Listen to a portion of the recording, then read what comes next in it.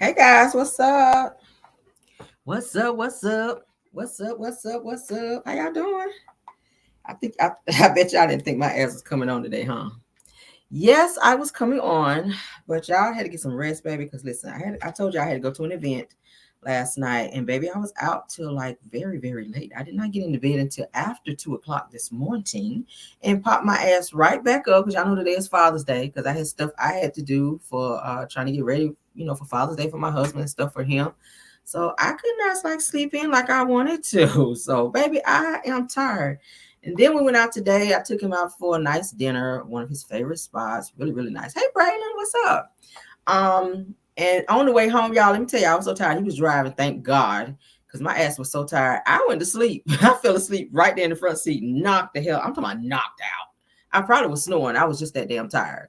So as soon as we got home, I got right on in the bed. I was like, nope, nope, no, we ain't done with this nap. I got in that bed, baby, and I got me a good old hour and a half just straight. Like no interruption, straight hour and a half sleep, and I needed that because oh my God, my body was just like, I don't know. When you get older, you can't hang out like you used to. And I know a lot of you guys, that's if you're in your late 40s, baby, you can't hang out like you used to without a good old nap. So you gotta catch up with a good nap, honey, so you can be ready for them streets, honey. The streets was I was ready. I thought I was ready for the streets, but baby, the streets, ooh, child. The streets put that thing on my ass last night. I had to get some damn rest. But we here, guys. We here. We here. I know y'all was looking for me. The street said y'all were looking for me. Here I go. Nikila Cruz said, that's right. Facts, honey. Y'all know that's the truth. Shit. Y'all know if you be trying to hang out too late, no, ma'am, Pam, you cannot hang out late, baby. All right, so let's get into our show, though. Let's get into our show or whatever. All right, hold on. Let me get my stuff set up here. Thanks for coming over, Braylon. That's the homie. That's the homie. We got any more content creators in here tonight? I be trying to shout y'all out, honey. I be trying to shout y'all out. All right, let me see who's in here right quick. Oh, y'all in here. We already got 100 or so. Gemini Twin 07. Hey, girl. California gal. C. Lewis is here. Hey, Braylon says, hey, just wanted to come through and show some support. Hope all is well. I appreciate you, dear. Thank you. That's the homie. That's Braylon. Y'all say hey to Braylon. All right, April Pearson, thanks for being here. Patricia Gordon, Wanda Cockshell, Peggy Jones, Creole Girl, Delilah T, Shirley Terry. I'm sorry. Y'all know I messed up a name, honey. Diana Flew is here. Ella Rogers is here. Adrian Wiley is here. It's Cookie Dough is here. KB is here. What up? Deborah Johnson is here. Kim Jones is here. Lisa Foster is here. Cookie Clark is here. Imprentitious is here. Etta G is here. Archer Palmer is here. Tam C is here. Armenia Moore is here. Lauren Tyler is here.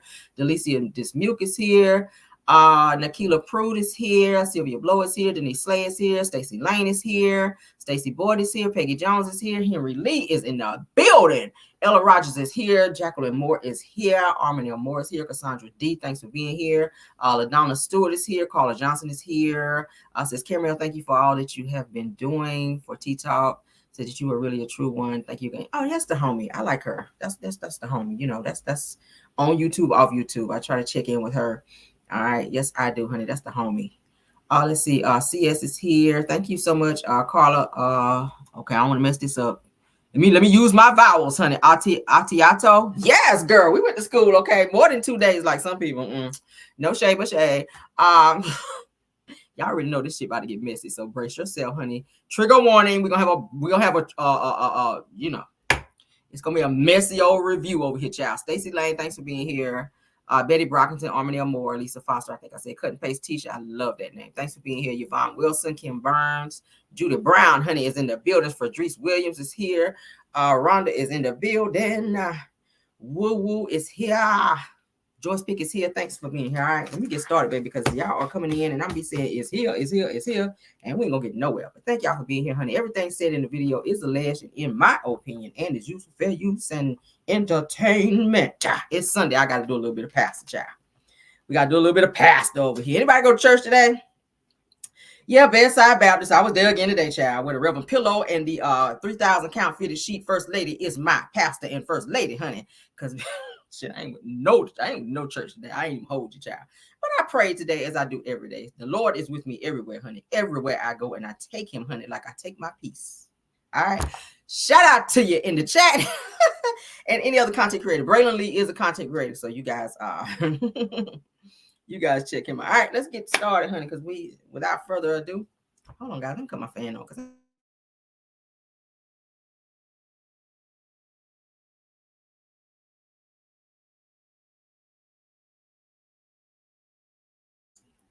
All right, I'm back. I got my air on, but I need that extra push, honey, with my little fan I got over here. Cause baby, when I get to going in here, y'all know I be on this shit here. I need a little fan blowing on me, girl, so I can. I don't want my deodorant wearing out because y'all know. This I attended the church as you did. I know that's right, Armandale boy. Sometimes you can't make it, but hey, as long as you have the Lord in your life, honey, you pray and all that, it's okay. Don't feel guilty if you can't go to church. Some people can't go. What about people who don't have a car or people who are like bedridden or who ain't got but one leg? Some people out here with one leg, girl. We ain't call no names, but let me stop. I ain't ready to be that petty yet. But sometimes people can't go. And you sometimes you gotta go to church at home, child. Ain't nothing wrong with that. Put your dollar up there on the TV, march up there and put that dollar on the TV, girl, and march your ass right back up there and get that same dollar and take your ass somewhere and sit down. All right, that's what I do. And the Lord, honey, the Lord keep right on blessing me. All right, moving on, girl. All right, so this is season 8, Lord. Season 8, episode 7 of Love and Marriage Huntsville. All right. Love and Lockup, girl. Listen, this is so appropriate for this title because this is exactly what this show gives: love and damn no love really, and lockup, girl. Because everybody on the damn cast, they getting locked up. Okay, they stay getting locked up. Everybody with the exception of Mel. All right, Destiny, you in the lead right now, girl. You are in the lead, girl. All right, yes, you are. Let's get on into the show. All right, so the episode picks up, all right, at Nell's birthday party, of course, where Tisha and Stormy are arguing about the comment that Tisha made about Stormy needing to go take some pills, all right? I want to know what kind of pills these were, all right? Because I didn't think Ozempic had no pills out here, girl. But go off, because we know you taking something out here. We know you ain't going hard in the paint like that in the gym. But what kind of pills were these? Let me know. Tisha, hit me up, girl. CameronReal75gmail.com. All right, anywho. So Nell then says that either you like each other or you damn don't. It's just clear that you don't like each other. So Tisha replies by saying, I don't, with her petty, messy, childish ass. So then Nels tells both Tisha and Stormy, don't show your ass up and don't you fucking invite her. I said, oh, girl, the language. So Tisha says that she asked about the RSVP, okay, as if she know what that is, child. All right, so then Nell lets Tisha know that she's doing the absolute most tonight and that her party and that Tisha at her party and that Tisha, she kind of acts kind of surprised to hear that whenever Nell tells her that. All right. Say, Kira, you made me wait all day for the comedy show. Baby, I had to get some rest. Okay. Y'all don't want me on here early now. I'd have been irritated because when I'm tired and sleepy, I'm irritated. All right, but I'm here, baby. I'm here now. So Nell then tells them to kind of iron out their differences. Okay, y'all iron it out, but don't do that shit here in my party. And I'm that way too. If I invite you somewhere, don't come to my place trying to tear my stuff up and be arguing with everybody's trying to be in a different vibe. Don't bring that here. So I feel Nell on that for letting them know, like, that's a chop. So Tisha says that we're going to talk about you and I. Like she just said, listen, we're not about to be talking about no crazy stuff. This is my birthday party. Tisha is 3 shades in the wind on that night train. And she want to continue her beef, I guess, with Nell. So Nell says that we are, so we standing on business now. Okay. So Tisha said, we're standing on what you said. I was like, shut your drunk ass up, Tisha. So Nell then says, yeah, because what you doing is the damn most right now, Tisha. So then Tisha said, well, what and how and what you talking about? She started out as stuttering, which y'all know is a whole telltale sign her ass had one too many to drink. All right, because she was kicking them that way and that way and that way. I was like, girl, don't drink no more because you are acting like your drunk ass mama on this show. All right, so Stormy stands up. Nell stands up. They're getting ready to go, I guess, go eat and go to a different part of the party to get like food, cake, whatever, So Nell, she kind of stays back and she talks to Tisha. All right, so Tisha's calling Nell fake and phony when Nell tells her, I'm never fake and phony, honey. So they're exchanging words while the guys are kind of standing back and watching like back and forth, like, okay, what is going on here? Now, everybody else done stood up to go get some food. Nell and Stormy, y'all done stayed. I mean, Nell and Tisha, y'all done stayed back and y'all still have this exchange going on and it's looking kind of heated. Tisha is, of course, inebriated and had a little too much to drink, a little too much on the sauce, and they kind of standing back. The guys are watching him like, all right, what's going on? Chris Fletcher, he's standing back watching. Maurice with his nosy ass, he is like looking back and forth. And he asked he asked Chris, "Are you okay?" He was like, "You good? You all right?" After seeing what's going on, the exchange between them. Chris like, "Yeah, I'm good. I'm good. I'm straight."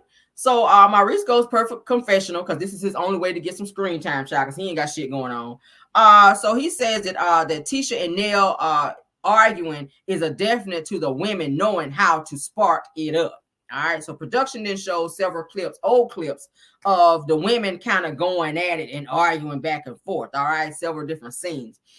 So Maurice is kind of in the middle of each of these scenes of the women going off, where he is like, trying to be in the middle, of course, getting camera time, like looking, kind of looking all crazy at the women going back and forth at each other like that. So Maurice then says that staying out of it kind of keeps you out of it. So why you don't stay out of it? Because every time they show them arguing, you are conveniently in like every damn scene. All right, we don't want to see your bowling ball heated ass. Go somewhere, sit down. All right, anyway, so Tisha and Nell, they're still going back and forth, child, about Nell saying that Tisha was acting crazy. So Tisha is feeling away because somebody's saying she acting crazy when it's exactly how you were acting. So Nell says, she says that I said aggressively crazy, says that you ain't crazy at all. I was like, girl, I digress. So Tisha says, no, I ain't crazy. So Nell says, I don't think that you're crazy. I think that you're aggressive. Okay.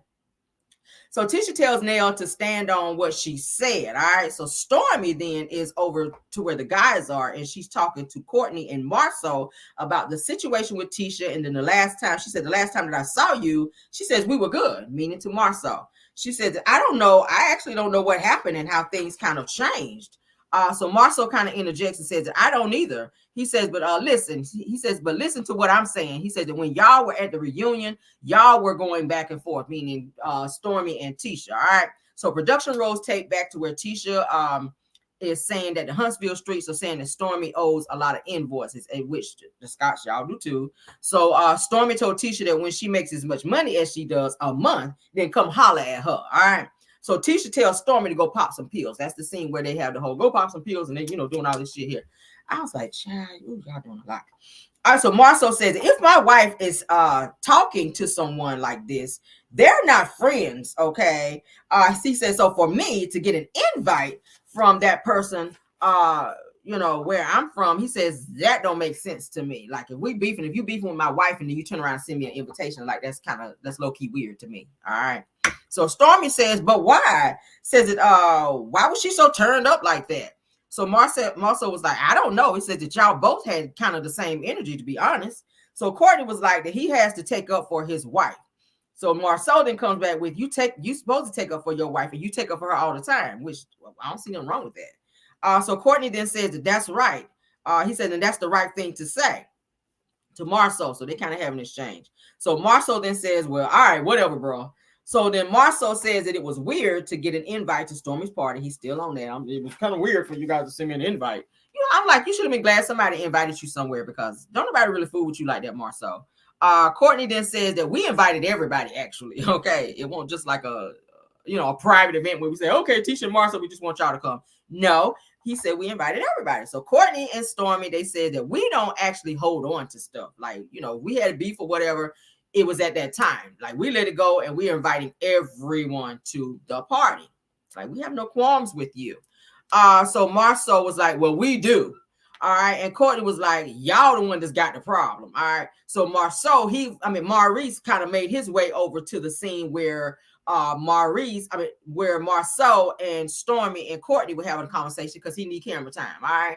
Every time, if y'all notice, every time Marceau get into it with somebody, and it was the same way at Madani when there was a conversation between Martell and Marceau when they were having their differences and they were arguing, Maurice made his way up over there to get right in the middle of the shit. Now, you just said the way to stay out of things is to stay out of it. So you done made your way over there acting like you sipping on your drink, trying to be nosy to see what Courtney and Marceau are talking about because you need to get some damn camera time. I was like, take your ass back over there and sit down. Maurice, what you getting in the middle of it for? Like, he must have thought they were gonna break out fighting so he could try to get in like he did the last time at Madani, 2-on-1, like the two of them trying to fight Martell at the same time. So Courtney tells Marceau, said that you should be good at the party because we wanted you to be there. Said that we actually invited you, meaning like it ain't no mess. We invited you because we wanted you to be there. So Marceau then says that we need to understand y'all a bit better, man. All right. Courtney then goes on to say that Stormy don't have a problem with Tisha. So Marceau says that we ain't mad. We just kind of confused at how all of this is kind of playing out. So Stormy says, we're actually good over here. Marceau then says that we won't do this at Nell's party. He said, we're going to do the same thing that happened at Nell's party, and we're not going to do this at Nell's party. Said that we do this, we'll do this at your party. All right. So they kind of dap it up and they kind of trying to laugh it off or whatever, but you can kind of still tell that Marceau still kind of was in his feelings a little bit. All right. So of course, Marceau and Tisha, I guess they're gonna be at the party because I mean, where else they gonna be? Who else gonna invite them somewhere? I don't think they really got no friends like that, to be honest. All right. So Courtney and Marceau, Courtney says to Marceau, he says that I got security, but he says you keep your eyes on your own woman, buddy. All right, because y'all know Stormy was at the party shower with all her little breast out and all this going on, and while Marceau is kind of arguing with her, his eyes are down here where the breast is instead of up here, honey, where the breast is. He instead of his eyes being up there where her eyes was, and I think Courtney caught that, and he was letting him know, look, man, I got security, so keep your eyes up here and not down here. All right. So Tisha, of course, she says that people sent her a conversation back to Tisha and Nell because they're still talking. So Tisha says to Nell that people sent her a conversation via text message being about her being upset about Nell hanging out with her. Okay. So Nell looks confused, like, what are you talking about? So then Tisha says that Nell says that she was just her mentor and that was it. Like, the only reason I was hanging out with her was just to mentor her. Like, our friendship is really not that.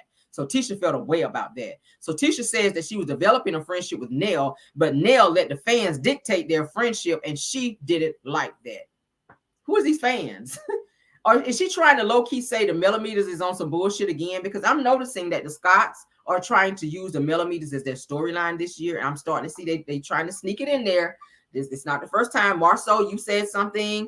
And here we go again with this whole millimeter stuff. Tisha, you said something to Destiny when y'all had that scene, the whole millimeters thing. I noticed that Kimmy was throwing it in there. So the Scotts, you guys are low-key using the millimeters where, you know, the millimeters in your storyline this season because y'all don't have nothing going on, it's feeling like.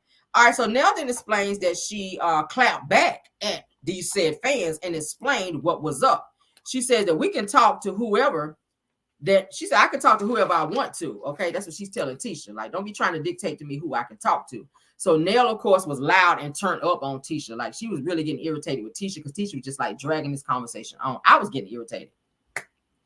So Tisha says that you should have said that then, Nell. So Nell said that, well, why didn't you clap back at him, Tisha? Tisha says, because I just don't do that. That's not what I do. And I was like, you damn right. Because every time you have an issue or a problem with somebody, what do? You go crying to Wanda hop her drunk ass with them damn click-clackety dentures on her damn live and get over there and get to talking shit, trying to defend you. And you in your 40s. Like, why can't you clap back at everybody else? But then when it's time for you to clap back at the person and have something to say about you, instead of you addressing it head on, you don't do that. You have your mama out here fighting your battles, having her looking crazy, and then people be tearing her damn bun off. And girl, you too damn old for that. So Tisha says that that's how I address the haters, you know. So Nell says, but you want me to address them? Okay. So then Tisha says that you should have said that me and Tisha are developing a friendship, and that's what it is. She says, but you said that I'm just her mentor. So Tisha sounds like she's just so in need of being needed and or wanted, and she wants everybody to be her friend. But you have to understand, dear, if you're invited to a certain space, that doesn't necessarily mean that Nell is your friend because she invites you to her birthday party. She's being cordial because you hang around in the group that everybody is hanging in. She's just being cordial. That doesn't mean she want to invite you to her house for tea, because you have thrown some shade towards her when you referenced her marriage to say, you know, have y'all had any infidelities? You didn't even know this woman, according to you. You didn't know her, but you knew her enough to kind of try to dig into her marriage and get into her business when you have had many infidelity issues. I mean, your own husband just said on TV when he was talking to Moses that you and him almost didn't make it, that y'all had some issues in your marriage to where y'all almost didn't make it. So while you worried about other people and trying to call them out to make them display their issues in their marriage, that might be something that you want to focus on yourself. And stop trying to be so emotionally needy, because that's draining for people. I don't like that. If I'm trying to be cool with you, don't be so clingy on me, because I don't like that. Like, give me my space. Stay in your lane. Let me stay in mine. Okay. Like, for real. I don't like clingy people. I do not. When I want to call you, I will call you. If I want to invite you to something, I will do that. Like, don't call me and be like, hey girl, you having a party? Girl, you should have invited me. If I wanted to invite you, I would. Trust me. If I got your number, if I ain't feeling you like that, I'm not. But if I got your number and I want to invite you, I will. Like, call me bougie. I'll be that. Whatever. Anyway, moving on. Nell says that she didn't know that Tisha had a problem with her, but she said months later, like I've seen you since then, and now months later, you decided to bring this situation up. Like, why is that? You could have talked to me months later when you saw me, but you wait till you get to my birthday party and you want to bring this shit up now, months later, and it's like really not giving right now. So Tisha says that I love hanging out with you, and I was hurt by that comment, and I was like, damn, I thought we had something more. Girl, no new friends. She says, but moving forward, I'll just call your ass. All right. So they just kind of hug it out just for the sake of letting it go and moving on. Right, KB? Don't call me, baby. I will call you. All right. That's how I am.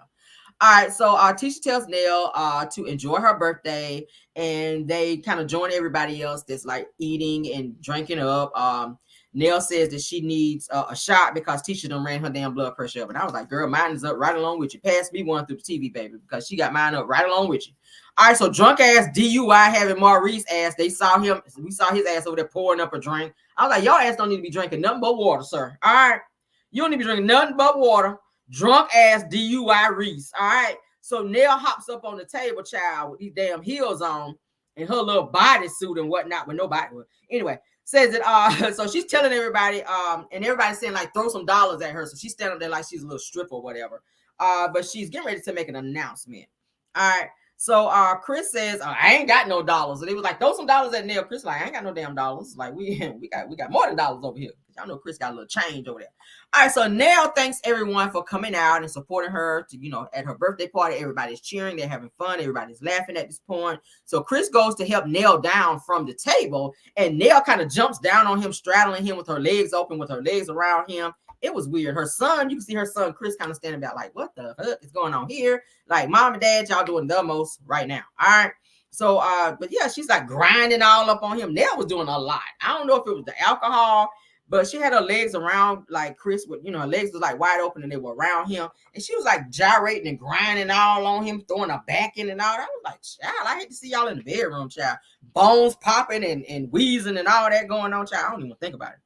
All right, so the bottle girls come out with the bubbles and the streamers and all this shit going on. They bring out Nell's birthday cake. They cheer. Everybody's happy. Nell says that the party was actually a success, of course, except for Tisha showing her ass.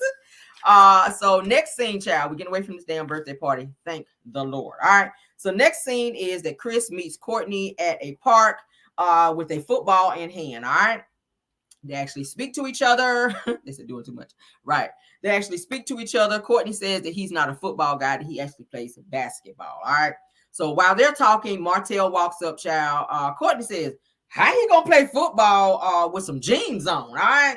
And I was like, well, Martell ain't got a whole lot of clothes, and the clothes that he do have are tight as hell. So you damn sure don't want him out there with no nut huggers on trying to be playing no damn football. Those might be the looser pants that he has. So go off. All right. So anyway, Chris says that he needs to see how Martell feels since he did not get invited to Nell's birthday party. So they're getting ready to talk about that. So he also wants to see if he's invited to Courtney's event that is coming up, Courtney and Stormy's event. All right. So Chris throws Martell the football to kind of invite him into the conversation. Martell catches the football. They kind of throw it back and forth, and they're talking. All right. Martell says that y'all want to come play football, and it's cold outside. All right.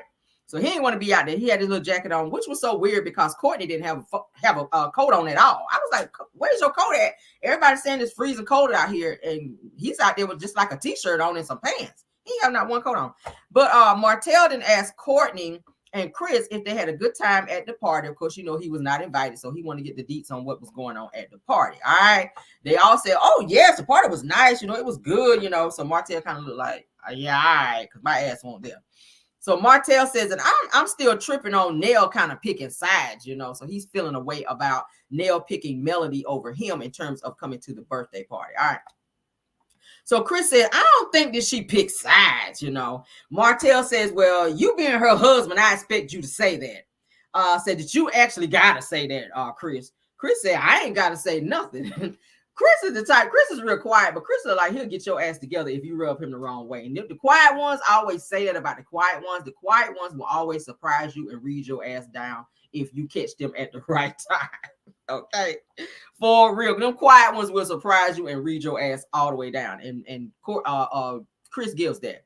All right. So Courtney then says that, well, did she invite you, Martell, to the party? Martell says she called me to come and see her, only to tell me that I was not invited. I was like, damn. So Courtney says because Melody was there, that's why. So Martell says, well, she felt that we shouldn't be in the same area or, something like that. So Kristen says, well, both of y'all, keep doing stuff towards each other. And it's kind of hard to get y'all in the same room, and it not be an issue. All right. So Martell then says that we don't actually have an issue when we're around each other. We can actually be in the same space, and we've been in the same space and it wasn't an issue. Chris said, like when? Chris kind of jumps up like bullshit. Like when? When did that happen? Because every time y'all ass get together, it's arguing. So Courtney says, so there's no restraining order against y'all. So this part was kind of weird to me because Martell says, nah, it ain't no. Then production kind of moves the camera off Martell. Then they put it back on Martell. And it's kind of like he's kind of whispering to Courtney maybe to say, don't talk about a restraining order. But he was like, nah, ain't no restraining. It's not a restraining order. And then he kind of says something kind of under his breath a little bit. And production kind of caught it, but they didn't catch it. All right. But I don't think he wanted the issue of a restraining order talked about because I think there may have been something in place to where they can't be in the same space together. Okay. So Martell kind of looks at Chris and says, watch this. Says that Chris says, you know what I'm going to say, right? So Chris says, hold on. Martell looks at Chris and says, watch this. Says that Chris says, you know what I'm going to say, don't you, Martell? So Chris says it. So Martell said, why you say that? Chris says, why you say that? So Martell then says it, because you be on some bullshit and you about some bullshit right now. So Courtney then says that 2 adults should be able to sit in the same room and talk. And I was like, well, problem is Martell is a child and Mel be on some grown-up shit. Melody always tries to be, thinking on another different level when it comes to Martell, like on the peaceful stuff, but Martell wants to be on the petty vibes when it comes to them because he's still petty and angry at the fact that Mel wouldn't take him back. All right, so it goes on to where hold on. So Kristen says, I agree. All right. So Martell says to Courtney, says to keep it 100, Chris, says that the Scotts don't want to keep it real and that they're pointing fingers at me about the interview that I did. Of course, y'all know with Tasha K, saying that I shouldn't do stuff like that because that was right after he got out of jail and he was trying to be messy and petty when he did the interview with Tasha K. All right. Chris. So Chris said, well, that's right. So then Martell says that you're gonna says that you like Marceau and Maurice. He says, but I'll take it. Says that you remind me of Nell. Says that I don't know if you love me or you hate me. This is what Martell is saying. So Chris says that that's like a brother and sister type of love, says that she gonna say what she mean and she's gonna mean what she says, talking about Nell. So Martell then goes on to say, so what was the conversation with you and her about not inviting me? So he feel away because when you did your little confessional, Martell, after Nell told you that you were not invited, you acted like you didn't give a hot damn about not going to this party. You were like, I don't care nothing about going to no 60-year-old party. But now you having all these questions about this damn party. It's giving weird vibes. So so Kristen says that she asked me my opinion and then told me how she felt about it. Okay. So Martell was like, well, what was your opinion? And I was like, why do you want to know so much? For a person who don't care, it sounds like you care. So Kristen says that I'm just going to support my wife on her decision, Martell. So Martell is like what? So Martell then goes via confessional. He says that I feel that they always take Mel's side when things go left. He says, but I can go with everyone else. And I don't want to hear that she was a friend or, my wife felt some kind of way because of me. He says that I don't want to hear none of that. He said, it is what it is. He says that when you have a true friend, recognize that. He says to recognize real when you see it. When you became real. So Martell goes on to say that that's all I'm saying. All right. But Martell is this. Martell, you are not capable of being a real friend because you hold on to things and you're always trying to collect stuff on people to use at a different time, at a later time. Like you're a friend right now, but you're in the midst of you trying to be a friend to a person, kind of like you do mail and how you did mail. You were holding on to receipts to be able to use against them at a later time. And to me, that's not a good friend. If you're my friend, you my friend. You're not kind of like storing up things to use against me to kind of or try to hurt me later on. And that's what it gives with Martell. That's why people don't trust you. That's why people don't want to hang out with you, Martell. That's why people see you as being very problematic, because you are. You kind of act like a female, so to speak. You give Morse vibes. I don't know a man to act that way. I just don't know a man to act that way. Females do that type of shit. Grab receipts and hold on to text messages and pictures and shit and be like, if this bitch ever up and try me, I'm gonna pull this out on her ass. Like Martell does that, and that irritates me. Like, dude, it's weird. But let's move on. So Chris says to Courtney, says that y'all got an event coming up, right? So Courtney was like, yep. Says that you still gonna do it, referencing to Martell because he was supposed to be a model. Martell says, dude, like, I don't look like I need to. He said, I don't know, I'm just not ready, meaning body wise. So Courtney says, man, says that Trish gonna be doing it though. Said that Trish doing it too. So Martell said, but her dude is a big muscle dude, ain't he? And he's participating too, right? So Courtney says, yeah. Says that he's gonna be rubbing the oils and stuff on her. So Martell says that he's a bodybuilder. So Courtney says, yeah, he's a truck driver, but he used to be into bodybuilding though. Okay, why you asking all these questions about Ken, Martell? That's weird. Why you asking all the questions about another man? Weird. So Courtney then said that he has his own business, and we've known each other since we were like 10 years old, talking about Ken. Thanks for being here, True TV Podcast. She is a content creator. So let's see. Martell says, oh, okay, so that makes sense then. So Courtney says, all three of y'all will actually be entertainers at the event. So Kristen says that so Martell's invited. Is Mel invited too? So he messy as hell. He trying to be messy. So Courtney then says, yeah, everybody's actually invited. Okay. So Chris says to Martell, says that is that why you're actually making up your mind to come or not, Martell, because Mel is coming? So Martell says it ain't based on nobody ever. So he kind of gets a little irritated a little bit, I noticed. So Martell says that they want me to model, but I'm kind of hesitant in participating because my body ain't right. Okay, so he goes into confessional. He says that my dad body ain't right. He says, but I'm gonna be working with Trish to kind of get me together. But my thing is, Martell, you are an avid workout, okay? Like, why don't you work out? Why don't you like work out like you always do? Like you always work out, and we're always seeing you in the gym. Sometimes you be in there with Ariane. Like sometimes you know, why you can't just work out by yourself like you always do and keep yourself up? So I don't know what the hell's going on with Martell, because he always be working out. So Chris said that you got to get your cardio on, or don't run unless you're running for mail. So he tried to throw a joke up in there. Okay, hold on a second. Hold on a second. What's going on in my chat? What's going on in my chat? There's something going on here I don't know about. Okay. All right. So Chris says, so Chris and Courtney and also Martell kind of laugh. All right. They kind of laugh it out. All right. So next scene is y'all so messy in the chat. So next scene is Marceau pulls up at the house, child. He and Tisha's home, child, right off the highway, honey, across from the Citgo. Y'all can see the gas station across from Tisha and him's house when he pulls up. So he pulls up in his short work truck, child, to the house there. And production's so damn messy because they got the damn Citgo across the damn street, child. So he's coming home pretty much to flush Tisha out and put her in her place. All right. Mm-hmm.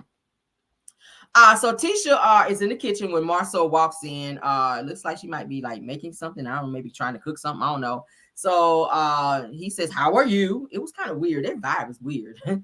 How are you? That's how he said it. Somebody said, "Camera, be no." Oh, I know this, baby. I told you I don't miss nothing. I don't miss anything. So Marceau says that he was checking on. So Tisha was like, "Where you coming from?"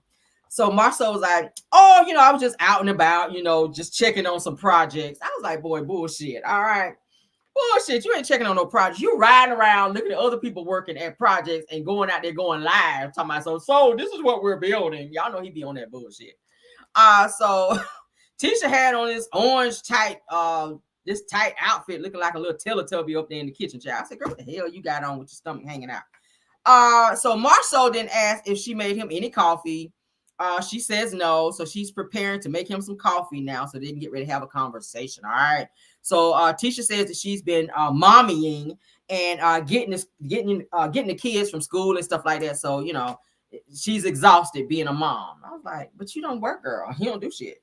Picking up the kids from school, that's exhausting. Okay. So Tisha says that it's challenging being a wife, a mom, a business owner because I want to be she said, I want to be great at all those things, but I kind of feel like, you know, that I'm lacking in some things. And she says, I'm actually lacking in all of them. This is what she says. So she's sounding unsure of herself. All right. So Marceau gets in daddy mode and he tells her, our commitment to excellence is how we do things as individuals, that we don't have to be the best at titles. You know, just be the best Tisha that you can be. That's him talking to her. I said, child, bye. All right. I don't know what is going on with Tisha. Tisha is like her self-esteem is in a different place. She's kind of coming off as very low vibrational a little bit. She's very unsure of herself. A lot of that has to do with the way Marceau treats her and talks to her and talks down to her. He doesn't build her up as a woman. Like he doesn't, I feel like he's always pointing out all the things that she does wrong and makes her and kind of gets into her head and make Tisha feel unsure of herself. So she's always like, I don't know if I'm doing this right. And I don't know if I'm doing that right. He doesn't he's not as supportive as he needs to be with her. Okay. And he's always talking to her in daddy mode. And I don't like that. It comes off as psychological, emotionally abusive, if you will. All right. So Tisha says that you talked to Kimmy and Reese about the project. Okay. Because you know that they were asking Kimmy and Maurice and Kimmy were asking them if they could kind of, you know, do a project for them for a new little development that they purchased. But they're going to do it the business type of way with paperwork involved because they know Marceau be on that bullshit. So Marceau then says, what project? As if he didn't know. I feel like he's upset or feeling a way that because that's his brother and his sister-in-law that they're trying to take the business route with him versus just saying, here's the project, go do it. Okay. So here's the project, just go do it versus them because Kimmy knows the bullshit that Marceau be on. So she's like, I'm doing this the business way. It's going to be a contract involved. It's going to be, you know what I'm saying? So she was like, no. So Tisha was like, their project, the one that they want us to bid on, because Marceau was like, what project? So Marceau then went on to say, well, I talked to Reese and said he never sent no plans for it or whatever. He just kind of left it at that. So Maurice is kind of moving to the beat of Kimmy's drum on this project, as you guys can tell. You can tell that Kimmy is spearheading this project and that Maurice is just kind of following into whatever Kimmy has to say because he don't want to mess around and F up the setup. That's what it's giving. All right. Kimmy money probably went towards this. So Maurice is just following whatever Kimmy is saying. It don't look like he put no money towards this shit. All right. So Tisha says, I don't want nothing to take us back down that road again. So Marceau was like, what road? What are you talking about? Tisha says, with Kimmy and I. So production kind of rolls tape back to where Kimmy is telling Tisha that she expects too much from her, and that where Kimmy is saying that she wouldn't be friends with Tisha if they weren't related. Y'all remember those conversations, okay? So they're just throwing in different scenes from different seasons and different episodes about Tisha and Kimmy and their friendship. So Tisha seems very hard up for people to like her because, like I said, each of those scenes, it was like she was kind of low-key begging Kimmy to be friends with her, to be close with her. She's begging for Kimmy's time and attention. And Kimmy's just like, girl, I don't have it to give you. So Tisha, she is kind of learning about, hold on. Okay. So Tisha is kind of learning about working together. Okay. Or leaning about working together. She says that she's learning about working together. She's leery about work. I can't read my own handwriting, y'all, because I'm throwing letters. So Tisha was kind of leery about working together because she was saying that it could be an issue. And she said that she knows how Marceau kind of, I guess Tisha knows how Marceau kind of bullshit people with work. So she was kind of leery about working with Kimmy and Maurice because she didn't want something to go bad and then it kind of tarnishes their relationship. Because I think she really likes Kimmy, but she know Marceau be on the bullshit when it comes to work sometimes. So I don't know. Maybe they shouldn't do it. Business and pleasure, I don't think you should mix. But So Marceau says that it has says that he has it set up to where if Kimmy chooses him, that the project will be done on time and under budget. And he says that he wants them to be in a good space. So I think Kimmy's kind of made it very clear whenever she threw out the subliminals and she was throwing out the shots towards Marceau in the last episode about how he kind of moves in business and how she doesn't really trust him like that. I think it kind of registered with him that they were being kind of reluctant to working with them, so to speak. Okay. So yeah. So that's pretty much why they got invited to the expo or whatever. So let's move on. So he's trying to keep it positive with them. All right, so Tisha says that the second expo in Atlanta, hold on.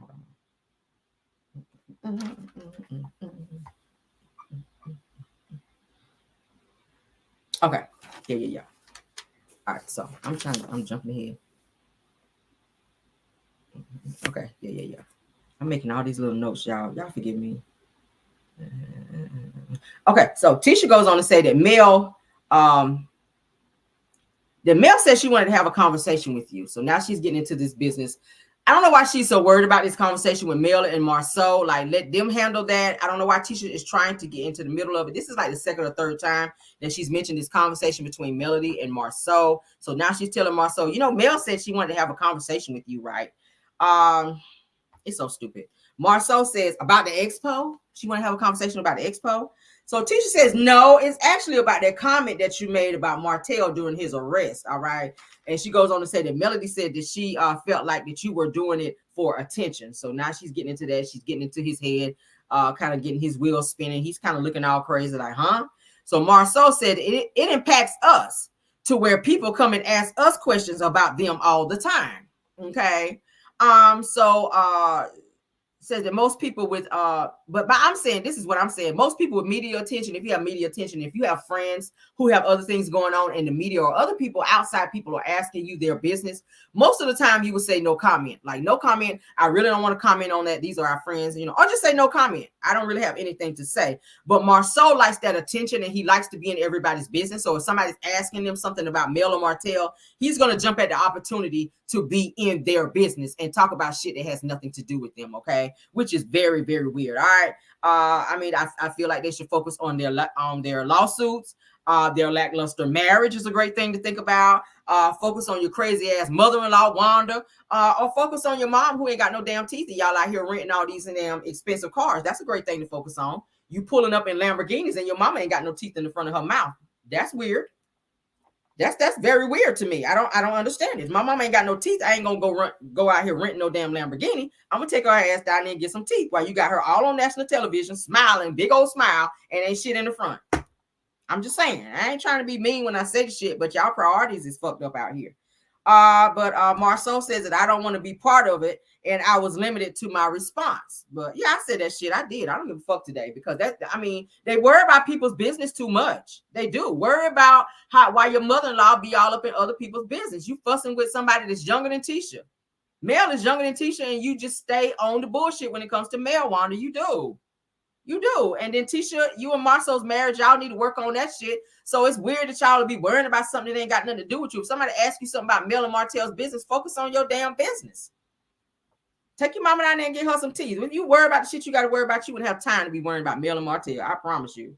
But Marceau goes on to say that I don't want to be a part of it, and I was limited with my response. Somebody said, real, you crazy. That shit is child. So Marceau goes via confessional because this is where he gets his camera time. I'm figuring out with Marceau and Maurice. I'm noticing Maurice is piggybacking off that bullshit this season too. But y'all said Professor Snagger too. That's what I called her before. But yeah. So Marceau, I'm figuring out that he is trying to figure out how he can get more screen time on Love and Marriage Huntsville. So what does he do? He does confessionals. Marceau did, by this time, he's done about 4 confessionals so far. He's done about 4 confessionals so far, okay? So he gets in confessional. He says that a new situation, he says the news station, he says some type of news station reached out to him for a statement about a bald black guy named MAR and says that it was involved in some type of situation, all right? So Marceau pretty much jumped at the opportunity to be able to speak on something that had nothing to do with him. Okay, it had nothing to do with him. So I would have said, with all due respect, no comment, because these are people that you work with, that you hang out with. You don't probably know all the information and or details that they're asking you. So if you don't know those things, the best thing to do is not speak on it at all before you say some shit that's not factual, and then you wind up with a damn defamation lawsuit on your ass. Yeah, get them likes up for me if you can, because it's 578 watching. We should have at least 500 likes in the building. I mean, you guys are welcome to stay in the bushes. I don't mind. But yeah, the girl out here been working. Y'all see this damn paper? This is me writing. Y'all see this? This is me making notes in order to review this show for you. Please get the likes up. All right. Yes, please get the likes up. Because the girl went to bed after 2 o'clock in the morning and still got to watch this stupid ass show and got this review for you guys so we can hop on here and talk some shit for y'all. All right. Thank you guys so much. Let's move on. All right, so Tisha says that why do we always get blamed for things happening with Mel and Martell? You know, it's always us. This is Tisha, okay? Because you can't shut your damn mouth and say no comment, all right? That's pretty much why, Tisha.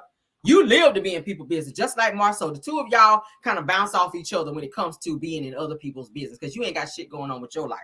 All right, Marceau says, actually, it's always me, all right? So Tisha says, yeah, it's definitely you. So they're kind of going back and forth. Marceau then says that they constantly try to put the Scots down. Who is that? Here we go again with this millimeters bullshit. All right. You're subliminally low-key trying to call the millimeters out for some shit that they don't have nothing to do with. Again, you're trying to make the millimeters your storyline. I'm catching it. I'm catching it. All right. So he says that they, in quotations, honey, constantly try to put the Scots down. Tisha says, I don't get it. I just don't understand. I just don't understand. No D in there nowhere. I don't understand it. Okay. I don't understand why you won't go back to speech therapy, girl. I don't understand that shit. But go on. Marceau then says that God got us. When things go wrong, everybody that says something bad about us ends up in a bad situation. All right. Then he breaks down all the people that have had bad situations due to saying bad shit about them, as if they say nothing wrong about no one else. All right. So you get to talk about everybody else, but nobody can talk about you. Okay. Yes, honey. Your bad situation is that $5 million lawsuit. Okay. While you're talking about other people having bad situations, that might be a great place for you guys to start with your bad situation. Because that's bad, honey. If somebody's suing your ass for $5.5 million, it don't get no more. I'm going to say, and I know this shit don't make no sense. It don't get no more badder than that. All right. Shit. All right. Marceau then goes on and says that Mel and Martell, they got divorced. Lewis and Tiffany, they went through a bunch of crap. Kiki and Amin, they went through a bunch of stuff too. So Tisha says that add Stormy in there too, because she's kind of been talking about us lately too. I said, hold up. So you low-key, you and Tisha, because y'all knew about the shit, you low-key, Marceau, had a lot to do with Mel and Martell getting a divorce because you were helping Martell out here cheat with REI because you were trying to talk to her sister and you were introducing him to shit that you and Maurice were out here doing because Mel had already said that Martell didn't start doing the bullshit until she started hanging around y'all ass. So now all of a sudden the Lord is doing all this speaking to you. Child, bye. Why people that be on the bullshit always be trying to throw God into it? Like, stop that. Stop. God got us. Like, God is a good God, and you be on the bullshit. Like, sit down. God ain't got nothing to do with that. God is not the author of confusion, and you guys are totally confusion out here, okay? All right, so Tisha says that at Mel's party that they said something, at Nell's party, rather, that they said something about liquid courage. And I'm like, no, this is Tisha. Like, I don't need no liquid courage. I just say, you know, whatever I say, whether I'm drinking or not. That's what she was trying to say. So Marceau then goes on to say that getting down in the gutter makes you low as them, Tisha. Say that you're not going to achieve your goals when you do that. So here he is getting in daddy mode. As you can see, the conversation is turning towards him getting ready to take out his frustration on her and kind of check her in daddy mode. Okay. Shout out to the 615 in the chat. Please get the likes up. Okay. All right, so Tisha says that they play me and they play around me. All right. I was like, girl, shut. That sounds like some shit Wanda say. Child bye. So Tisha goes on to say that I was the nice and quiet and kind Tisha, okay? So Marceau then walks over to Tisha and he kind of gets kind of like up in her face and kind of puts his hands on her, and Tisha kind of pushes him off like she don't want him touching her, which is so weird. Every time he tries to like touch up on her or kind of show her affection, she pushes him away. That's a telltale sign there to me. There's something really going on with y'all. Y'all don't have no affection, and that shit is mad weird. Like every time, every scene that I've seen when Marceau like tries to walk up to Tisha and touch her or kind of embrace her in a certain type of way, she like pushes him away or just kind of be like, "What are you doing?" Like, ew. It's weird, y'all. That shit weird, girl. You want your man to touch you? So he's trying to be, like I said, all lovey-dovey and talk to her, and she's not receptive to his touch or whatever he's saying. All right. So it gives y'all don't have no intimacy there. That's like, Tisha, you get up, you make the coffee, you say, hey, bye. Or he say, where's my coffee? You set your alarm so you know what time to give him head in the morning, like you had said, girl. And then he leave the house to go out to the Red Roof Inn and go do his threesomes for the day. And you stay home and be crying and be depressed. That seems like the you know, that seems like how y'all day go. I don't know. I don't live with y'all, but that's just what it gives. Moving on. So Marceau then says to Tisha, let me offer you some feedback. I was like, oh hell, here we go. He says that let me talk to you in daddy mode. That's what he meant. He says that he won't be hold on. He says, let me offer you some feedback. All right, let's move on. So Marceau says that you got to work on some accountability, Tisha. So here we go. He's talking to her in daddy mode. Tisha gets frustrated. She said, she does like that sigh.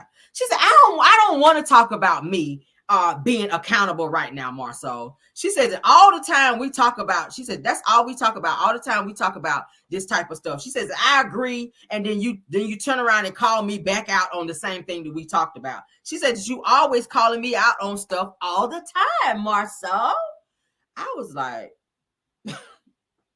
so Marceau is kind of standing there with this smirk on his face while she's looking all aggravated and agitated with his ass. And he says to her, Tisha, don't be mad. Like, how you want her to feel if every time she's trying to talk to you about something, you kind of double back and go into dad mode and be trying to call her out on stuff that she needs to work on, as if you don't need to work on anything, Marceau. Okay. And anytime somebody try to tell you about yourself, you get mad and want to, be throwing out crazy vibes when somebody try to check you on some shit. So, in other words, Marceau gives, let me gaslight you and you just take it like you've been trained to do, Tisha. That's what he gives. He gaslights the hell out of Tisha, and she just gets so irritated. But what can she do, right? He don't give a damn. He don't give a damn, Angela Kelly. I see you put it in there. So Tisha says, I just don't want to do that right now. Okay, so she's irritated at him. So Marceau then says, okay. Then he kind of steps back, like he throws his hands up, he steps back. So Tisha says, why do I need to talk about accountability? My thing is, he just said he was going to let it go. So you brought it back up. You opened the door for him to further emotionally and psychologically abuse your ass. So it's kind of given that you like that. Maybe, I don't know. Okay. Why do I need to talk about accountability? Like, that was like 25 syllables in accountability. Why did she overpronunciate? I don't know. It's irritating. Marceau then goes into his fifth confessional, okay, to get more screen time, of course. So he has mastered, like I said, getting that camera time in that good old confessional, all right? So Marceau says that she needs to take accountability for what she says and almost says, and even what she thinks and everything, okay? But you, boy, Lord God. So Tisha goes on to says that you feel like I don't take accountability? Marceau says, yeah, I feel that way. So Tisha disagrees, of course. Marceau then says, T, your default is to be defensive, okay? This is what he's saying to her. Whole time he's talking to her, she's rolling her eyes. She's like, whatever. Marceau then says that I've learned a right. He said, I've earned a right to say, let's look at this different, Tisha. You earned the right, boy. You earned the right to get the fuck out of here is what you earned. All right, so Tisha starts fake crying, child, like old Candace over there, all Real Housewives of Potomac. She done got her triangle tissue, child. She doing this shit here, all in the corners of her eyes. Not one tear falling. Her eyes ain't wet, nowhere, child. Because I look close. I was like, yeah, that's a fake cry for me, girl. Because when anytime somebody start crying, I want to see some tears. Like, I don't like the sound with no tears. I need the sound and the tears, okay? If I hear the sound and I don't see no tears, you fake crying to me. I'm just saying. It was giving fake crying. Marceau pretty much she says that Tisha goes on to say that you have says but don't mean call me out. She said that you have done that, Marceau, but it doesn't mean that you have to call me out in front of people. That's very embarrassing for me, okay? So Marceau was like, I don't do that. All right. So Tisha was like, but that's how I feel, okay? So she's upset and letting him know that you keep embarrassing me in public, okay? That ain't cool either. Like, don't do that. If you have an issue with me, like, pull me to the side, especially if you're my spouse. pull me to the side. Oh, we can talk about this shit at home. We're not gonna do this publicly, and you damn sure ain't about to embarrass me in public. We ain't doing that. Okay. So Tisha Child, she's so irritated at this point with Marceau Child. She's bankhead bouncing while she's talking to him. She like this. She said that you don't have to call me out about every mistake that I make, Marceau. Okay. Marceau's like, I don't. Okay. So Tisha says, well, I feel like you do. So they're kind of going back and forth. All right. So they're stretching this scene out, of course, child, because they need some money, girl. They need some money. So they're going to stretch this scene out because they, at this point, they're becoming repetitive and repeating things that they're saying. All right. At first, Tisha didn't want to talk about being held accountable. Then she thought about the lights getting ready to be cut off next week. So she said, let's talk about this accountability, girl, so we can go and pay these lights. All right. That's what it gave. Marceau then says, girl, says that you think that these are the only mistakes that you make. I said, oh shit. Tisha at this point looks very, very disgusted with him. Like she don't want to talk no more. Marceau was like, no. So he's scolding her. Okay. Yeah, she was bankhead bouncing. I don't want to talk about accountability. That's her. I said, child, you gonna pop lock up in here, child? So Tisha said, so what? She said, so what I'm hearing is that no matter how I feel, that you're just gonna do what you want to do regardless, right? I was like, bingo. Bingo, bingo, Tisha. That's exactly what he's saying to your ass. All right. So Marceau then says that, well, we'll just sweep it under the rug right now and just deal with it later. I said, ain't it enough dirt under there? Because y'all don't be cleaning up in y'all house. Don't sweep nothing else under that rug, girl, because y'all got enough shit up in that house. All right. Every time we see y'all house, it ain't clean. Don't sweep nothing else up under that damn rug. All right. Anyway, so then Marceau walks off. All right. Somebody said, excuse my language. Yes, excuse my language, girl. Anyway, Marceau, he walks off. He leaves, get ready to leave the house. He pulls out his phone. He's texting someone. I caught that. Y'all told y'all missed nothing. I said, who is he texting? Is he setting up the next threesome? Tisha, she's irritated. She's kind of fumbling around in the kitchen, child, while she's kind of standing there, still, looking crazy, looking depressed, looking like she want to cry a little bit more. He don't give no damns because he's focused on whatever's going on in his phone. Obviously, he's texting somebody. He's talking to someone. All right. He probably texted one of his girls like, look, the wife is tripping again. Look, meet me in room 211 over there. All right, at the Red Roof Inn. I'll be there in 10 minutes. I think that was the text that he gave. I ain't see it, but allegedly that's how I had felt when I saw him texting. All right. Because y'all know I be putting 20 on 10 sometimes, y'all.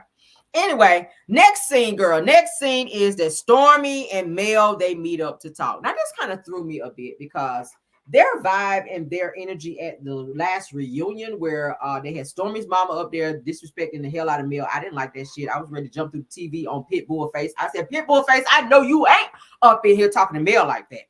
And Stormy, you was kind of sitting back letting the shit happen and you were happy to see it. Like, I just didn't like it. So it was weird for me that Mel and Stormy were filming a scene together. So maybe they're trying to be on the kumbaya. I don't know. All right.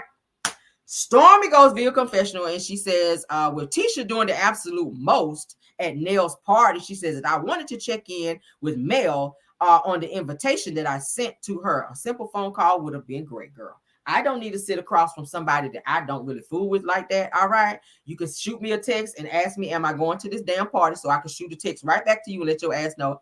It's giving hell no. I won't be there. We don't really fool with each other like that. So I kind of don't want to be at your event because I'm not fake like that. All right. That's just what it's giving. But child, they seem to be on the kumbaya. Mel comes in, honey, cute black and white little outfit on with the little stomach action. It was like some Japanese spot where they had the sushi. Sushi was looking good. I was like, yes. So she sits down on the pillow on the floor, which is how they kind of their little setup in this spot. Okay. They said the scene was cringy. I was like, what the hell is going on here? All right. So Mel and Stormy, they speak to each other. They're cordial. All right. Hey, girl. Hey, girl. How you doing? That was Mel. Hey, Mel. Hey. So they're speaking to each other. That was nice to see. So Mel says, thanks for coming to the podcast, Stormy. Y'all remember the podcast, the one with Carlos King, child, or Queen, if you want to call him that. Stormy says that she had to come, honey, and that she had a good time. She says that she was a little tipsy, but it was very entertaining. Okay. She said, Mel, you did great. I was like, what's going on here? I didn't get the memo of this right here. Like, when did things change? When did y'all become friends again? Because I'm not used to this. All right. I'm used to this. I'm not used to the kumbaya where y'all coming together like a hand in the glove. Stormy said that she was surprised about the whole Sonny and Moses pop-up thing. She said, girl, my jaw dropped. I had to pull my jaw back up, girl, when I saw that.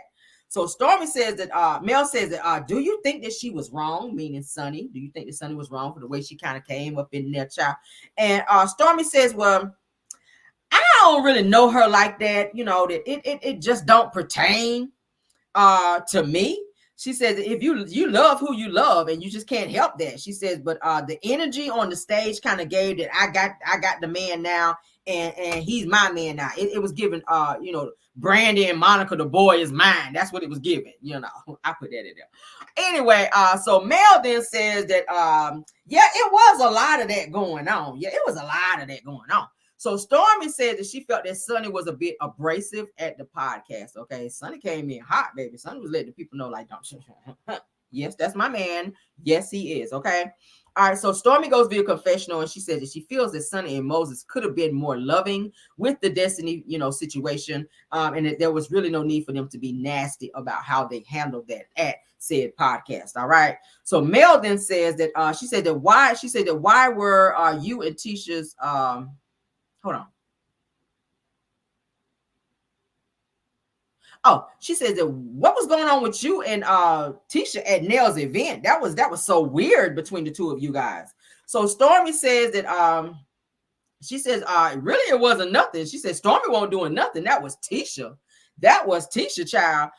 She said that I gave her an invitation and she was just on some bullshit. That's what Stormy was saying. So Mel then says that you were actually very calm and apologetic, you know. She said the teacher was like rude and very over the top. And I was like, girl, I agree with you.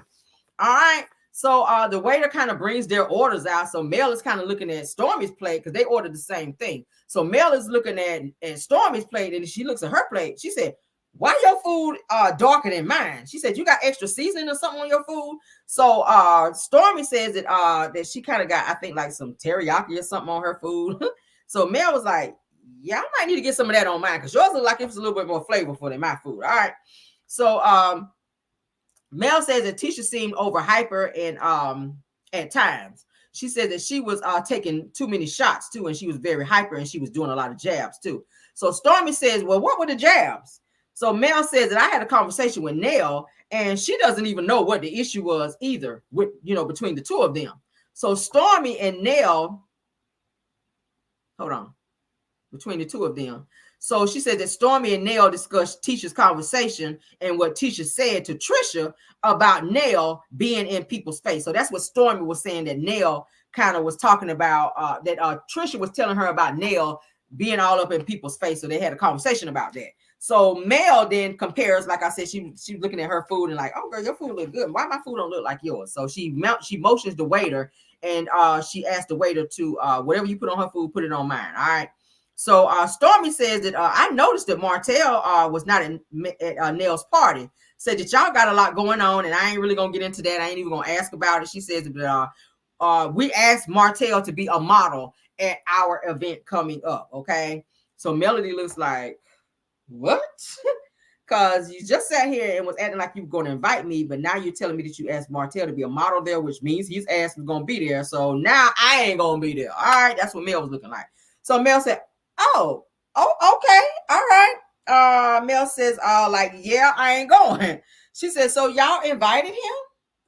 And Stormy says, yeah. She says that I didn't want you to be blindsided. And I gotta appreciate Stormy for that. I don't fool with Stormy like that, but I appreciate her letting Mel know and not letting Mel go into this being blindsided by inviting Martell and then inviting Mel, knowing that the two of them have a lot going on. So I can appreciate that she told Melody that Martell was going to be there. That's the least she could have done. So I kudos to you, girl, on that. Because you know Mel don't want to be in any space that Martell's in. All right, so Mel says, well, if he is going to be there, then I just can't come. All right. Mel goes into confessional, child, with her Beyonce wings on. Y'all know she had that little purple get up on, child. I said, girl, don't you fly away, girl. She had a little purple thing on with the little thing that looked like little wings. So Melody says that now that I know that Martell will be there, that means that I won't be there. So no show. No. I am not going to make it. So she made it very clear that her ass was not going to be there, knowing that Martell was going to be there. She said that where Martell is, Melody will not be. Okay. I said, damn. She told Stormy. Y'all know how Melody be, child. So Stormy says, okay, girl, say less. So Melody, she was like, yeah, I ain't gonna be able to be there, girl. So that was the end of their scene. All right, moving on to the next scene is Trisha and Martell meet up at the gym, child, to fake workout because they ain't damn workout. They didn't bust not one sweat. They were more so gossiping about other shit going on, Martell trying to tell everybody they're side chicks and side dudes when he is the main one. All right. So Trisha reaches out her hand to Martell like this and says, Hi, I'm Trisha. Y'all know she talk funny. To Martell, trying to be funny because the last time that the two of them saw each other, Martell acted like he didn't know her over at Stormy's house. All right. So so Martell says, wait, what are you saying? What's going on here? So he starts that stupid ass laugh. Martell is goofy. I'm noticing Martell is kind of goofy. All right. He gives goofy vibes. So Trisha says that that's because you acted like you didn't know me the last time that we saw each other. I was like, girl, what is going on here? All right, so Trisha says that she promised that she would train him, so here I am. I promised that I was going to train you, so here I am. Let's go ahead and get started, okay? She was on that shit. I said, ooh, child, girl, ooh, child. So Martell goes via confessional, child. I'm like, can you get your ass out there and go work out? Get your ass out of confessional. We tired of y'all these damn professionals. He says, I'm not looking forward to working out with Trisha. I normally don't work out with women. He says that I never really work out with a woman. I was like, boy, your ass is lying. Because how many times have we seen you going live with Ariane in the gym and you there? And she trying to turn the camera around and show everybody that she's in the gym with you. We can hear you in the background. We can hear you in the background in the damn live with Ariane because she want everybody to know that she was with you. So stop them lies. You were working out in the gym with her, okay? Martell says that he's out of shape and that Stormy gave him a short amount of time to kind of get in shape to, be a model for that role. He said, I sound just like her. Y'all know I do voices, okay? If I hear you one time, I can imitate that shit. All right, so let's see. So Trisha says to Martell, all right, so roll your shoulders back, okay? Roll your shoulders back and then rolling back and then stick your chest out. So she's showing him different, workout routines or whatever. Martell, he's following her lead. Whatever she's telling him to do, he's doing. All right, so Martell then says that, how long have you known the Scotts? All of them. So they get into conversation now. So Trisha says, well, I actually know Marceau the longest, okay? He used to work with me, with my ex at Monaco, okay? Monaco is the movie theater there where Marceau used to be like the manager, the popcornologist, if you will. Where he got fired for being inappropriate at the movie theater, okay? We'll say it that way. So Trisha says, and with my sister. So Marceau worked with her sister at the movie theater as well, with Trisha's sister. So Martell says, oh, you talking about when he used to manage it? And Trisha says, yeah, he worked with my baby sister too. So Martell says, did you used to go to any of those parties up there too? Emphasis on the parties, okay? So y'all heard about all the little wild, sexual type stuff that was going on, the inappropriate type parties, if you will. Because like I told y'all, Marceau was fired for inappropriate behavior at that movie theater, you guys. With a Becky too, with a Becky. So I had a picture in my phone because I showed it to y'all one time. Because we be on our stuff over here. Anyway, so Trisha then says that I actually never knew that they had parties up there. So Martell says that yeah, he let women have parties up there for free. I said, see, this is why you can't be friends with this nigga right here, because you do shit around Martell and he keeps it in that damn phone and then pull it out on your ass. Because y'all know the Scotts ain't really fooling with Martell. Martell is mad with the Scots don't fool with Martell. Matter of fact, they blocked each other. So yeah. So Martell is like on his petty bullshit where he's trying to expose them now because they don't want to fool with him. All right. Why did he need to tell her that information? Why did he need to do that? That's just so crazy. So he says, yeah, I'm glad that you didn't work up there with them, or he would have got you involved in them parties too. All right. So Trisha's looking like, what are you talking about? What kind of parties are these you talking about? All right. I said, damn, that sounds like some Diddy bullshit up there. Y'all having FOs up there at the movie theater.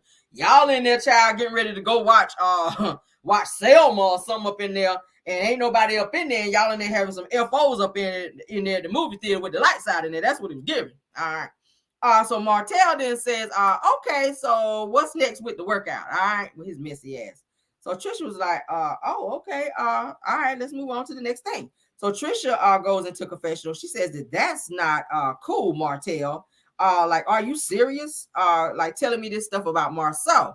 So Martell, of course, tells Trisha to kind of represent at Stormy's event that's coming up. Like, we got to represent. Now, you better represent when you get there. So Martell asks, will, any of the guys be rubbing her down with the body oils? And Trisha says, absolutely freaking not. Okay. So Martell asked her, Martell asked, says that you're not giving no kind of sex appeal when you go to this event. Trish said, not in front of no strangers, I'm not. Okay. So she said that somebody gonna walk out with a black eye. If they did. All right. So Martell kind of does that goofy laugh again. Okay. Child, yeah, they have the FOs up there at the damn movie theater, child. That's what it sounds like. So Martell said that Trisha is that girl at the school, child, that will probably sock you for looking at her the wrong way. All right. I was like, oh, she gonna probably chin bump your ass. Y'all know how somebody head bump you? She gonna chin bump your ass out here. That's a boom, throw that chin on your ass and knock you out. That's what she gonna do. All right, so Martell then goes on to say that he kind of had a moment dealing with Chris Fletcher. All right. So Martell tells Trish that Chris told him that he and Trish were related. And then he kind of does this stupid ass laugh. Okay. So she's looking at him like, what's funny? So Chris, he said that Chris tried to introduce Martell to Trish indirectly, and Martell starts laughing. And I was like, was he trying to hook y'all up? Is that what you were doing? So Trish asked why Martell didn't attend Nell's party if he and Mel can actually be around each other in the same space. So Martell says, well, because I wasn't invited. So Trish says, well, Mel was actually grilling me at Nell's party. So Martell asks, did you grill her right back? Trish says no. So Martell then goes on to say, when people ask you questions, then follow them up with the same questions that they ask you. I was like, okay, he is such a female. Martell is he probably had on a maxi pad right there in the gym because he is such a fucking female. He get on my nerves with his bitter ass. So Trish says that me and my ex are actually separated. Okay, so they get to talking. Martell said, oh shit, sounds like Chris and Nell right now. Says that Nell being a side chick. Says so then Martell then goes on to say that the whole side chick shit started with Nell 30 years ago. All right, this is messy ass talking about Nell started this whole side chick thing 30 years ago with Chris. So Martell then says, is Ken a side dude? Asking Trisha. So Trisha says, no, actually, no, actually, I hate to explain it, Martell said, you ain't got to explain it. Says, you married, you got Ken, and that's your side dude. I was like, this nigga right here. So Trisha says, actually, we've been separated a long time ago, okay? That's what she's trying to explain to Martell, but he's still stuck on side dude mode. So Martell says that that's what they all say. Says that Melody said that we were separated when she was doing her thing, and we didn't even talk about no divorce. Says that so Melody had a whole side dude. This is what Martell is saying, y'all. I said, nigga, if you don't get out of here, that girl did not have nobody else. She was just trying to get away from your ass, all right? So Trisha says that there's nothing between us, talking about she and her ex, all right? Martell said, yeah, except that paperwork, y'all still married, okay? So Trisha says the paperwork is just a document, Martell. So Martell goes to confessional again. He says that we've been talking about the side chicks. Now we have a side dude. Damn. He says that it's a thing. He says that I went through my little phase. Everybody goes through a phase. He says that either they are the main or they are the side. So I don't know. This is what Martell is saying. Child. So Martell then asks how long she's been dating Ken.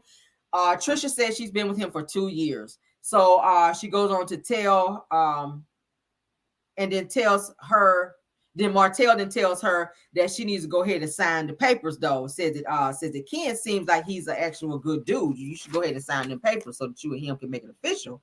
And so Trisha comes in and said, yeah, he is a good dude because he kind of saved me. He came in and he saved me. He, in a time when I was raging inside. I said, child. All right, Trisha.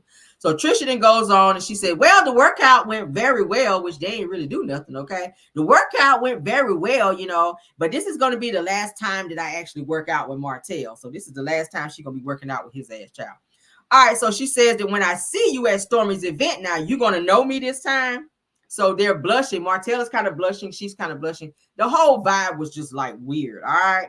So Martell says that she looked different during the time that he saw her at Stormy's house. That's why he didn't recognize her. So, all right, so we're going into the next scene. Mel and Marceau sit down to have their talk at a coffee shop, all right? So Marceau is already there texting his hoes per usual, child.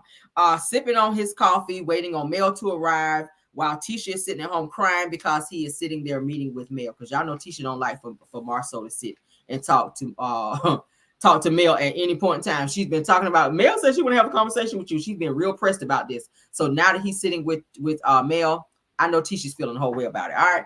So Marceau speaks to Melody when she comes in. Of course, he's got on a black t-shirt trying to rep black, child, so that them 3 customers, child, can swing on by there and buy them high ass, weak ass drinks that they be serving up over there. All right. So Melody goes into confessional, and Melody says that she hasn't seen or checked in with Marceau since the actual arrest from Martell. So she says that she has reached out to talk to him, to actually talk to him about him running his mouth. All right. So that's what the whole conversation is about, because y'all know he gave a statement. All right. So somebody said, when is it open? I ain't fooling with you on that. Okay. It's always open on the 1st of February. All right. From what we hear.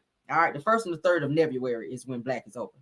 All right. So Melody asked about the expo with Marceau. Say, hey, so how was the expo? All right. Marceau says it was really good. The expo was really good. I was like, okay, all 10 people showed up. Go on. All right, so Melody congratulated him or whatever. Marceau says that he reached out to Melody, but she was kind of busy because he wanted her to be a speaker on the panel. All right. So Melody says that she actually had a gig already. Melody want to go to that broke down shit. She said, but she said, so did y'all have sponsorship this time? Marceau was like, yeah, we actually did. You know, it really went well. I was like, y'all lying. Won't call nobody there. When they showed, when the camera kind of panned, when they showed the people that were there, like nobody was in the back. Like they had everybody like sitting closer to the front. It looked like it was full in there. But when the person panned the camera around the room, like there was like nobody in the back. It was probably, I would say, barely 100 people in there, like barely 100 people. And it was all the seats in the back were like not full. So y'all really, it really wasn't a huge turnout like y'all were expecting. Okay. So that was kind of kept. Anyway, so Marceau says that the panels were really good at the expo, etc., etc. Marceau also goes on to say that people say that we don't take advice, but we actually do. People always say that me and Tisha don't like to take advice, but we actually do, you know. So the expo went really good. Okay, Marceau. All right, so Melody goes via confessional again. She says that she didn't feel that the Scotts were open to the advice that she was actually giving them at the town hall meeting. Okay, so she was kind of debunking what Marceau was saying about people saying that they don't take advice. All right, so moving on, Melody says that that she met with Tisha and Kimmy. So production rolls tape about when they met. All right, about when they were talking about the written statement or whatever, and Melody was saying that she was going to have a conversation with Marceau about that. All right. So Melody goes on to say that we decided not to hold on to things. She said that where it kind of builds up, that you kind of made a statement to the media. You know, Melody was just letting him know we decided that we're not going to hold on to things, that me and Tisha and Kimmy, that, you know, we're going to kind of talk things out as it comes up so that we can kind of clear the air or whatever. So she says that I actually wanted to have a conversation with you about a statement that you made with the media. Okay. So Marceau then goes on to say, you talking about you and Martell? Nigga, what other place did you make a statement with the media? Like, seriously. Now he's trying to act like he don't know what Melody's talking about. Melody said, correct.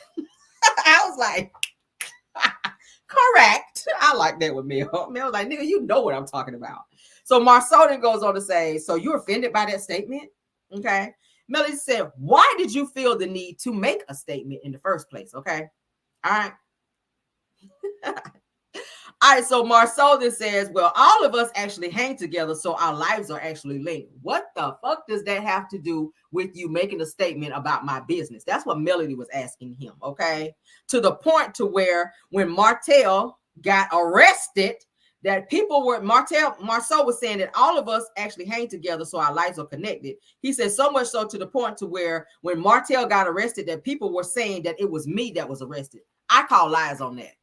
I think it was very clear that when Martell got arrested, that people were clear that it was Martell because it was actually, they showed his mugshot.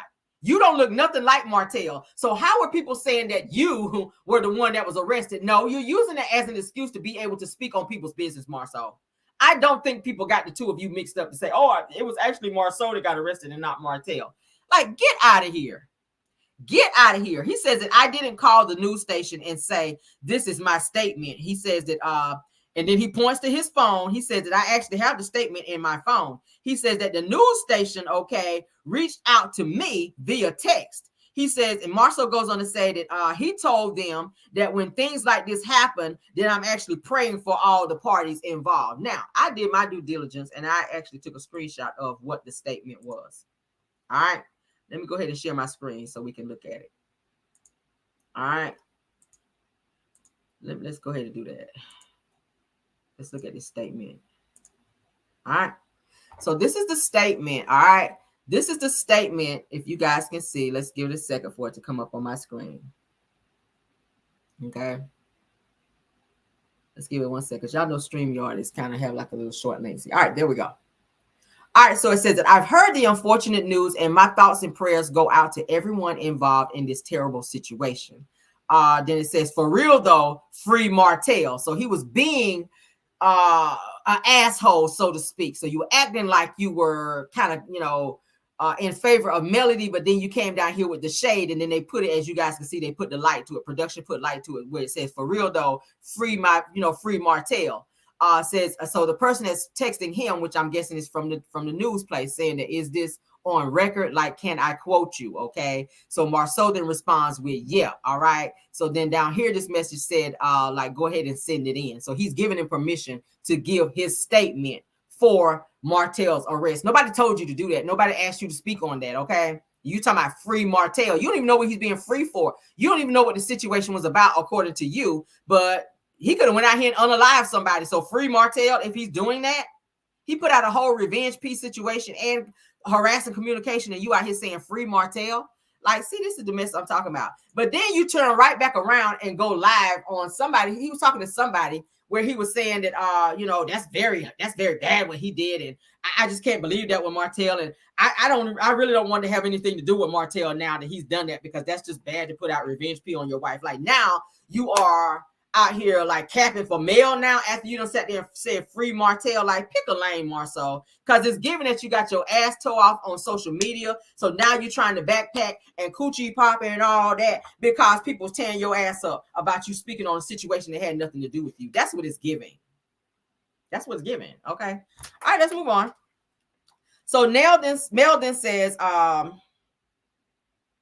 denying it was one thing. All right. Not sure why people thought that it was you. Letting him know that she know that he was lying. Okay. She says that when there's a media person that reached out to us about you and Tisha's situation, she says, she said, when media people reach out to you, just don't respond. She said, people reach out to me all the time about you and Tisha's situation, about y'all lawsuits and all the things that y'all have going on. And she says, I'm like this. I don't speak on it. I don't talk about it, period. Okay. So Marceau says that one of the people at the news stations reached out, and he says, actually, it was a personal friend of mine that reached out to me. Okay. Which makes sense now that you were so in a hurry to be messy and put some shit out there because you wanted to seem relevant in the situation, like you had some tea on somebody. Okay. So Melody says, okay. So a personal friend has reached out to me as well about you and Tisha's business and y'all lawsuits and stuff too. But I never spoke about it. I never gave a statement about it, Marceau. So then Melody asked, what did they ask you? Okay. So he says, let me get the screenshot. So it's the one that I just read to y'all, which is what was actually said. Okay. So he pulls up the screenshot and he shows Melody. She's reading. Then she gets to the part where it says free Martell. She says, oh, free Martell, huh? Free Martell, huh? So she's kind of irritated by that. So Mel says, so what the fuck is wrong with you saying free Martell? So y'all know they had to beat because she mad. Y'all know when you piss Mel off, she gonna read the girls. And she said, what the fuck do you mean by that?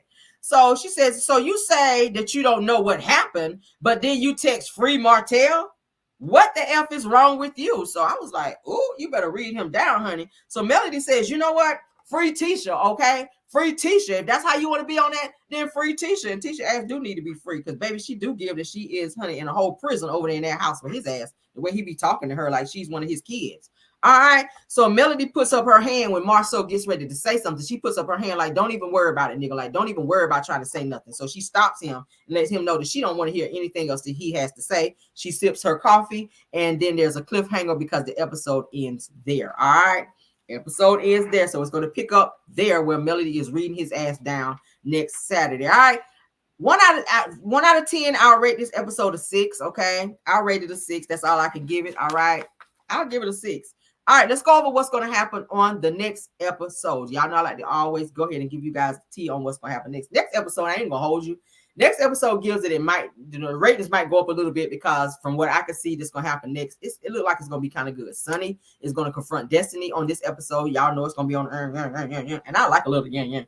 So it's going to give that. All right, so Marceau, next episode is Marceau tells Melody that says that your crazy fans are deplorable. Control your fans. All right. So now he's mad because Melody done checked his ass on him staying out of her business. So his recourse now is to call her out about her millimeters and telling her that you don't control your fans and they're deplorable and you need to check your fans. All right. Melody says, control your mother-in-law who has been coming out here calling me all kinds of bitches. I said, what? She talking about Wanda. With her swollen gums out here and that damn old ass polygrip that her ass be using to keep them dirty dentures in. Oh, musky bun wearing ass. All right, so Tisha, honey, next scene is Tisha, honey, says that Melody talking to Marceau. They're having a conversation. Again, this is their storyline this season. I'm noticing the millimeters is their storyline. Here you go. So Tisha says that Melody can't control them, meaning the millimeters, says that she hasn't tried to have her fans, that she's out here. She hasn't tried to have her fans not activated out here, and she is actually aware of what they've been doing out here. So what are the millimeters doing? What are they doing? Are they harassing? Are they bullying somebody? I haven't heard about that. I didn't get the email. Nobody told me that we supposed to be bullying nobody this week. I didn't know. Y'all skipped out on me, but go off. So yeah, they using that as their storyline this season, y'all. All right, it's weird. Next scene is Stormy. She's at her event. They're having her event. The event is underway. They're having dancers that are hanging from the ceiling. They're half dressed, child. Weird. Martell is there with Destiny as her +1. All right. Ken and Tisha, they show them they're there. I mean, Ken and Trisha, they're there. Trisha has on this one-piece bodysuit looking thing that's a thong with all her ass cheeks out, child. But y'all know she got the body for it. All right. Yeah, she got a musky bun. So she kind of like this little thong, little get up. Ken is behind her, like sniffing all up on her, like he's like trying to caress her. He's rubbing oils on her. She looks a little uncomfortable because it's in front of everybody, but she's kind of going with it, all right. And I'm talking about he going in like he ready to take her down like Chris Brown in front of everybody. I'm like, oh shit, y'all might need to get a room, child. Go on down there and see if Marceau let you use room 211, child, because he ain't doing no threesomes right now, I don't think. So Sunny, next scene is Sunny, honey. Thank you, Sugar Shack TV. Thanks for being here. I think that's a content creator. Please check them out. All right, so Sunny walks over to Destiny because she's at this event as well. And she says, excuse me, telling Destiny, she says, Destiny, I need to have a conversation with you because by this time,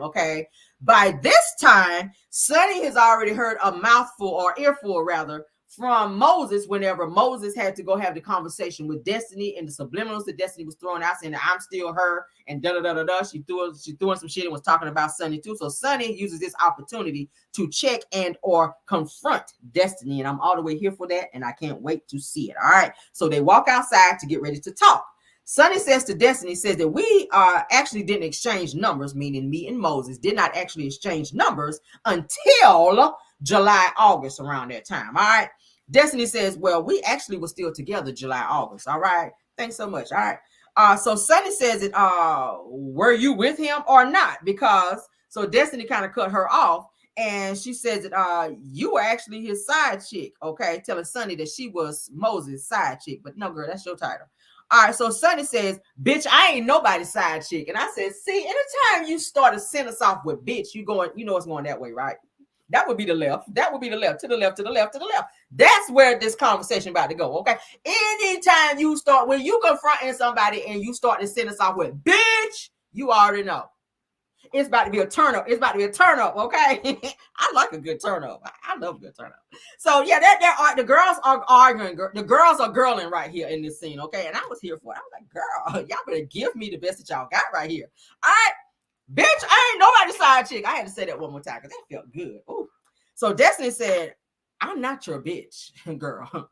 I was like, girl, you totally her bitch right there. You were right there. All right. So but that's what's gonna be going on, guys, with that next episode. So the two of them gonna be kind of going back and forth, but this is gonna be the actual episode where Sunny is gonna say, girl, I'm the wife. So she gonna put the ring up in Destiny's face and say, girl, I'm the wife. Okay. So I was like, okay, girl. So that's gonna be giving next episode. So yeah, it's gonna be a whole turn up, honey, for the next episode. So the ratings might go up maybe another 10 people. I don't know. It was 238, might be 248 next episode, child. I don't know. But we'll see. I will give you guys all of the updates as I get them on that. I hope you guys enjoyed the review and the update for the next episode coming up. But that is season 8, episode 7's review, honey, for Love and Lockup of Love and Marriage Huntsville. Okay.